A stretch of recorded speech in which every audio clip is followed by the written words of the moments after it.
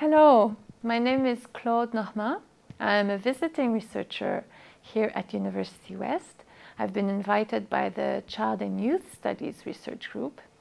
I am an associate professor in the Department of Psychoeducation and Psychology at the Université de Quebec in the Outaouais region. That's in Gatineau, in the province of Quebec in Canada. I'm here today to present you some of my research on social participation of young people with disabilities. So we know that people with an intellectual disability are more and more present in the community. They attend schools like other regular peers now. They are on the work field like many of us also, but I still wonder if they participate fully in society. And children, especially children with an intellectual or developmental disability, how are they expected to take part in their community of citizens? Children are part of communities, but children with disabilities are often excluded from their peer group. They're often deprived of the opportunity to really take part in their community of children. And those barriers to social participation tend to increase with age. And the reasons for that are, for one, that the developmental gap between their development and their peer group increases with age. And another barrier is that as children become older and more mature, we expect them to conform to more rules.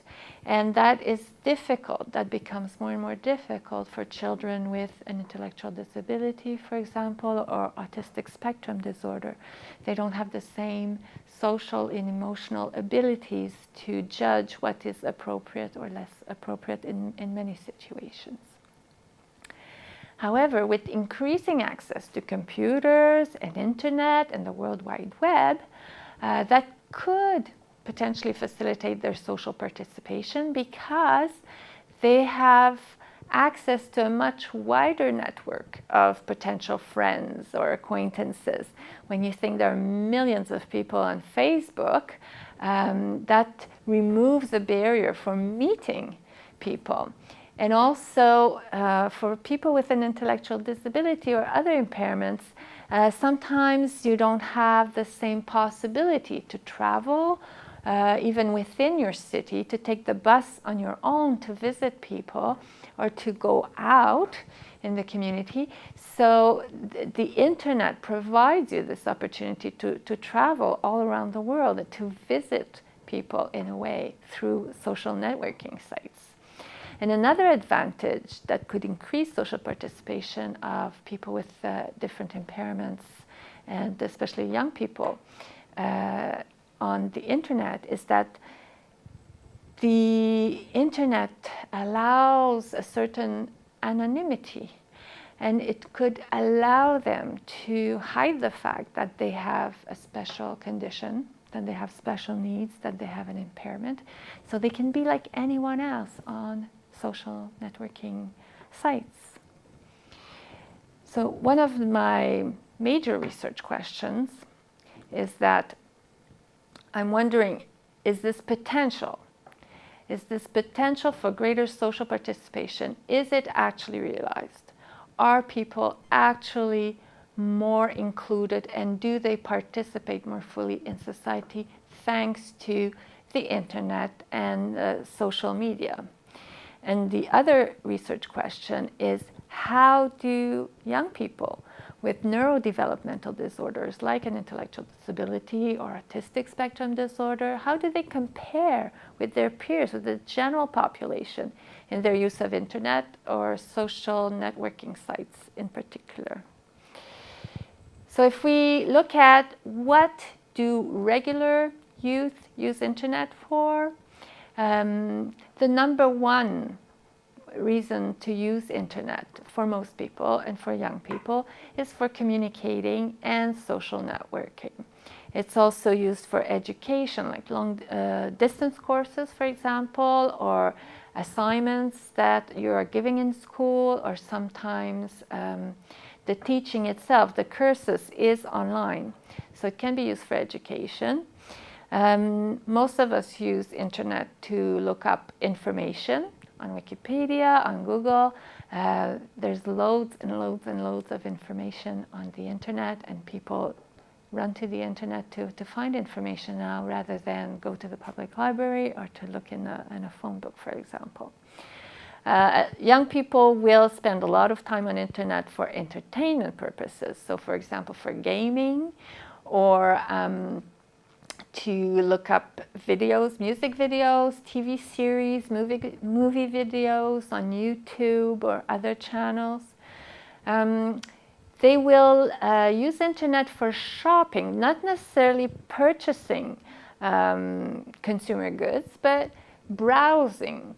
In English we call it window shopping. So they just want to take a look at what's available out there in the shops, and even if they don't buy anything, it's still interesting. It's an interesting thing to be doing.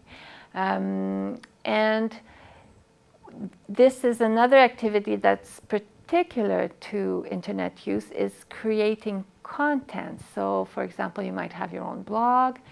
Your Facebook profile is a way of creating content. You can tape your own videos, put them up on YouTube. You can create an avatar, which you would use in, for example, in Second Life. So creating content is also an activity that most young people will take part in on the internet. But I'm more interested in communication and social networking. So I've categorized the activities of social networking and communication on the internet in these four different aspects. So you would use social networking sites, or you would want to communicate as a way to describe yourself, to create your identity. Or you might use it to make friends, or deepen your friendships, or maintain friendships from people you knew a long time ago and maybe you're not seeing anymore, but you want to stay in touch, you want to maintain those friendships. Social networking sites and dating sites are very popular to find the love of your life, to find your Prince Charming. And also, young people are more and more interested also in using social networking sites or the internet for giving a sense of purpose to their life, or become politically active. So if we look at those four categories more specifically, when I talk about quest for identity, I'm thinking about blogging, creating a Facebook profile, or even creating your avatar. You choose the identity you will have. When I talk about a quest for friends, usually you do that by mailing to them, chatting with them, Skyping with them, sending SMS, maintaining and deepening those friendships through social networking sites like Facebook, sharing common interests. Usually you make friends with people who share your interests, but here they can be people from very far away geographically, but share common interests, and you feel a certain affinity and you become friends. People are starting to use internet for mentoring programs. For example, having students, the regular students, matched and become mentors to students with an intellectual disability. And so they will communicate electronically between each other as mentors, even if they don't have very much time together in real life. And we're seeing a lot of support groups emerging on the internet also. So again, support groups are often formed for special people who have had a special experience, and maybe in their regular network, social network, they don't have anyone else that is like them or who has experienced the same thing. For example, fighting with cancer or cerebral palsy. So online support groups can be very helpful to feel understood, to have a place to find some counseling of people you know will understand you because they share the same condition. Internet is also used as a medium to look for love and create love relationships, intimate relationships. So dating sites are very popular, and social networking sites can also be used for that purpose. And the quest for purpose, and we have this new label now, cyber activism, to describe how you might join groups or associations, sign petitions online, advocate for your rights. There are people first advocacy groups in many countries for people with an intellectual disability. You might use also the internet for crowdsourcing, raising funds for a special cause that you want to share. But the internet, we think it's very accessible. Everyone around us seems to be using it, but I wonder, how accessible is it really? Because people with impairments face different barriers to social inclusion and participation online. One of these barriers is the financial barrier. The technology is becoming more and more affordable. That is true, but there's always new technology coming up that can be very expensive to purchase at the beginning. And there seem to be cultural differences as to how accessible, for example, is a mobile phone. In Quebec, it seems to be a lot more expensive than it is here in Sweden. And very few people with intellectual disabilities will have a mobile phone. So that means they're using computers that tend to be fixed, that tend to be inside their homes or at the school. They don't have a portable way to be online. So that's one barrier. The financial barrier can make access to internet not so universal, not as universal as we might think. Another barrier is the sensory motor barrier. How easy is it for a child with an intellectual disability, and usually the intellectual disability often comes with many other impairments, and one of them is hand-eye coordination or fine motor skills. So texting on a mobile requires very good fine motor skills, and so that may be inaccessible to children and adults with an intellectual disability. Using a mouse, a computer mouse, or the keypad also requires hand-eye coordination. Finding the cursor on the screen requires good eyesight, and some people have seeing impairments that cannot be fully corrected with eyeglasses, for example. So sensory motor abilities vary and can create a barrier to internet access. Another barrier is the cognitive barrier. We may not realize how much our brain is working in organizing information when we are looking for information on the internet, how we figure out where it is we're supposed to click, how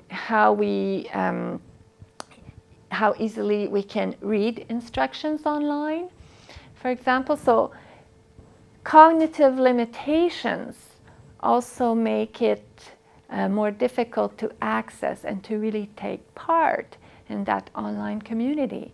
And some sites are a lot more user-friendly, and you may have had that experience yourself. A lot of software can be very user-friendly, and others are more difficult to figure out, even though we may have quite normal or above average cognitive abilities. And then there are limitations in our technical abilities. So are people with an intellectual impairment actually able to to make their computers safe, to install spyware, to not be fooled by links that could bring a virus to their computer? Are they able, I mean, for some, even figuring out that it's the same button for turning on or off a mobile is something that does not make sense. So that's a small, it's the interaction between your technical abilities and cognitive abilities that get in the way of accessibility. And there's also a barrier to how well you'll be able to participate online if you don't have, if you're not very good at socializing, or if you don't have enough emotional restraint. We have certain codes and conventions as to what's appropriate to say and to post online and what is not. How to approach people, how to not offend people online, and that can be a difficulty. It's often a limitation that people with an intellectual disability or autistic spectrum disorder would have, that can get them into trouble on social networking sites. So in my search to understand how do people with an intellectual disability or autistic spectrum disorder use the internet, I realized that there's very little scientific literature on the topic. We don't know how many people use the internet, how many of these people with an intellectual disability or autistic spectrum disorder, how many of them do go online? How do they access internet? In which context? What did they use it for? And people are worried about risks to their security. Well, what are those risks? Are there any risks to their security for going online? Or on the other hand, does it enhance their social participation? Does it benefit and enlarge their social support networks? But right now, there's very little research or reliable research, and it's more anecdotal evidence that guide us with hypotheses as to where to look for that information.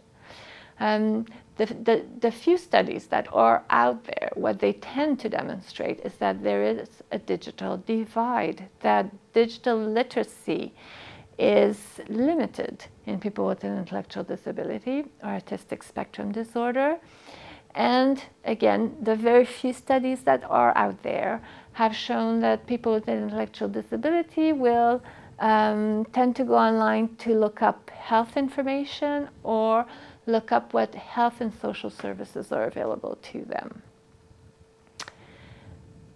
Now I'm going to present to you results from a preliminary study. So it's a very small study, but that gives us a little bit of information about internet use in this population and can guide us in future research.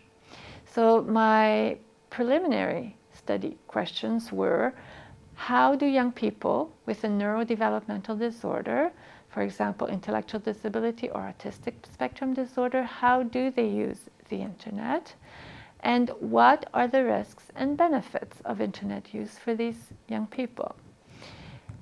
The methodology was at first that we have recruited our participants through the staff of a rehabilitation center in Quebec, a rehabilitation center dedicated to people with an intellectual disability or autistic spectrum disorder. So we asked staff to identify and to talk about the study to their clients and see if they were interested in taking part. It was the staff member who had the informed consent sheets signed, and it was also the staff member that helped their client fill out the first part of the study, which was the questionnaire. So on the questionnaire, we asked some very basic socio-demographic data, and we asked questions on internet use. And these questions were taken or inspired by the EU Kids Online survey and the American Youth Internet Safety Survey that was taken in the year 2000, 2005, 2010. There is a monitoring of youth Internet safety in the USA. The second part of the study was that we asked those clients if they were willing to take part in an interview. So I or a graduate student interviewed, in the end we interviewed 8 clients and asked about their family, their friends, get a description of their social network, asked them about their more intimate relationships, and then asked about their internet use. And we were also concerned specifically around the question of online sexual solicitation. So these are preliminary findings based on the 5 participants who had an intellectual disability. I'll talk about the 3 participants who had autistic spectrum disorder later during this presentation. But for now, our sample with an intellectual disability, they're all young adults between the ages of 24 and 40. Some were working, some were job searching, but none were in school anymore. We have very different, a variety of living contexts. Some of them were living with their lovers, some of them were living with their parents, and one of them was living in a foster home or a group home with other adults with intellectual disability. All of them, except for the young woman who was living in the group home, all of them had their own computer at home. And they lived in a rural area, whereas this woman who was living in the group home, fortunately for her, she was living in an urban area, so she was able to access internet by going to the public library and using the library computer and going online from there. So all of these 5 people in the sample were all using the internet. They were all had access to internet in some way. And what they like to do the most on internet is social networking. All of them had a Facebook profile. One of them was up to her 3rd Facebook profile, actually. All of them read or send email out. They look for information. They visit dating sites. They make new friends. So the majority really use the internet for communication and for social networking. They're online to be with other people or to look for other people. But they also like to shop or browse, window shop online, watch videos, music videos, films on YouTube, and playing games and looking at pornography seems to be a more male thing to do online. Now, the risks associated with their internet use. So they're online, they enjoy it very much, but almost all of them have been asked to talk about sex when they did not want to. They were asked to give sexual information or a photo, or asked to perform sexual acts. So actually, all 5 participants were victims of online sexual solicitation, but so it was not always the same male participants that were solicited in different ways. But the 2 women were victims of all these different ways of being solicited. And it may be worthy to note that one of the male participants was homosexual, and you are more likely to be solicited online sexually if you are homosexual. All of them were insulted or made fun of or threatened online. And all of them met strangers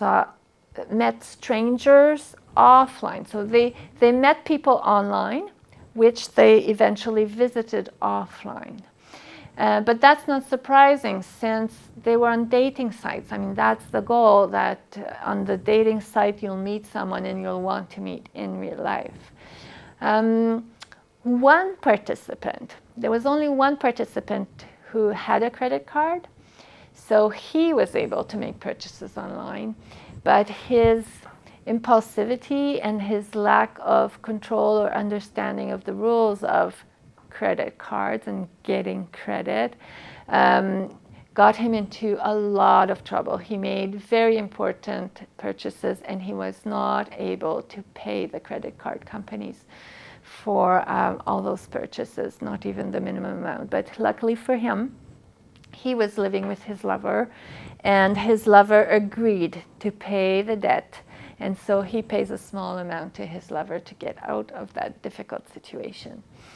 And one of the male participants, a different male participant, liked to visit, to make new girlfriends online and would masturbate in front of his webcam, but that became a problem because he was doing it in front of minors.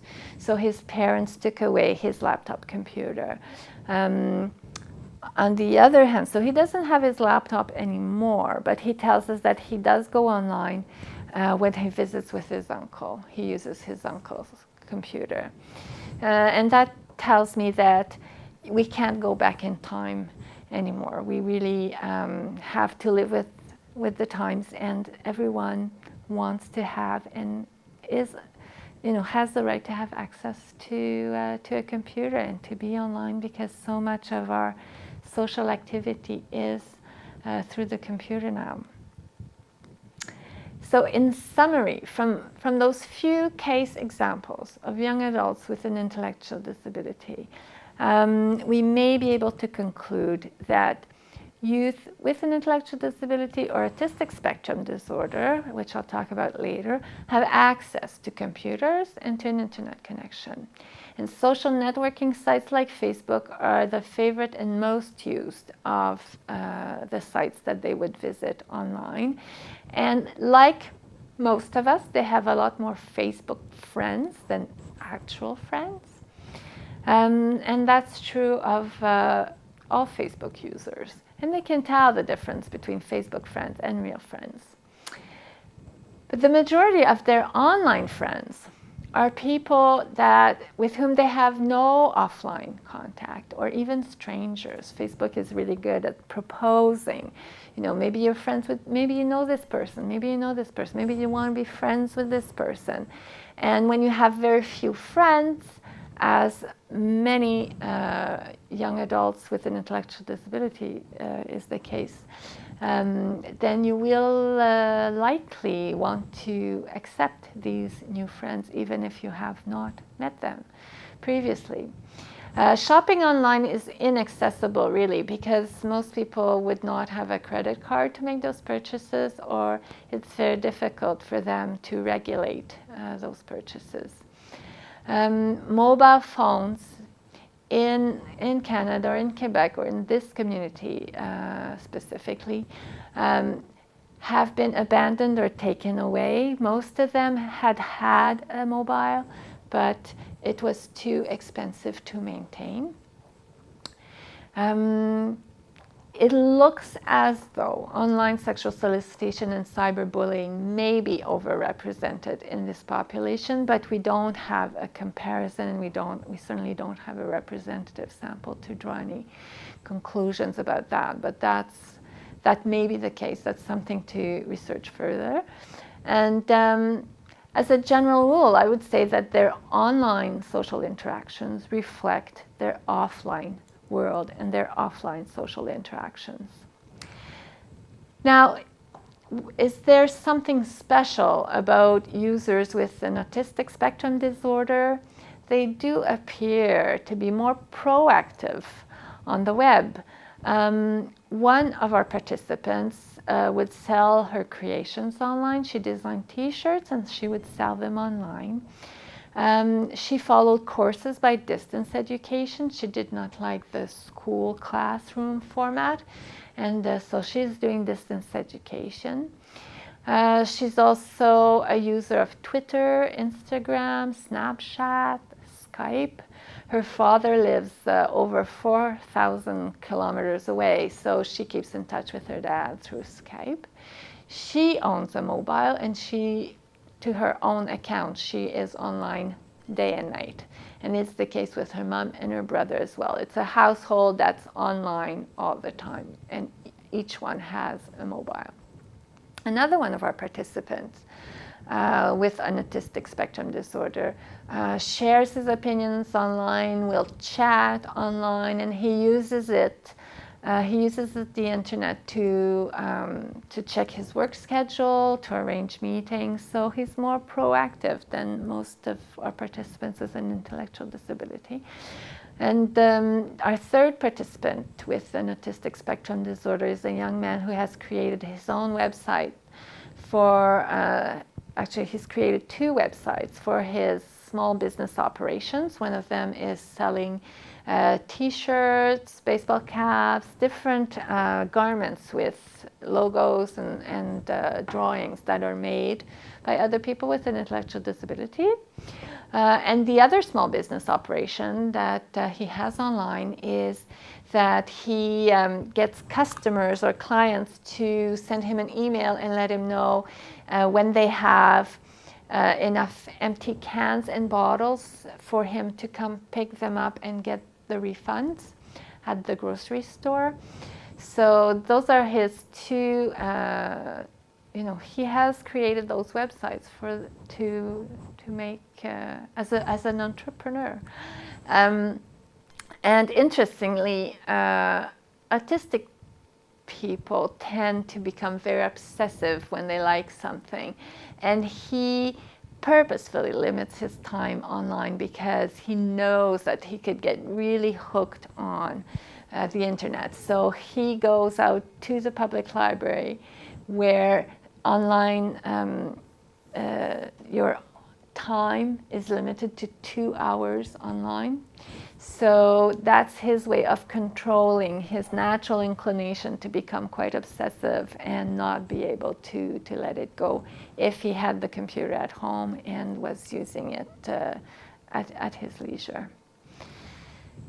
So having done this small preliminary study, we actually end up with even more questions for future research than when we started out. For example, we really need to evaluate how accessible is the internet for the population with an intellectual disability.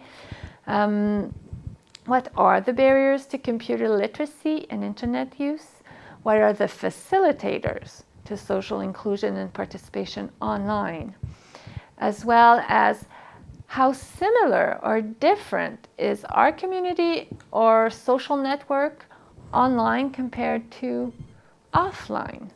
Are they that different, and in which ways? What are the risks and protective factors to online abuse? People with an intellectual disability tend to be more physically and sexually abused offline, and is it also the case online? What are the risks and protective factors? And is there a difference in the internet and social networking site use by diagnosis? For example, is it different for people with intellectual disability compared to those with autistic spectrum disorder, compared to youth the same age with neurotypical development, or UNI? Or is it different according to other personal variables, for example, by gender? How does it differ by gender? Or how different is it by context or other environmental variables? If you're in school, if you're not in school anymore, if you have a job and you don't have a job anymore, if you live in a rural area compared to an urban area. So, what could account for more or less internet use or different purposes of internet use? So as a last word,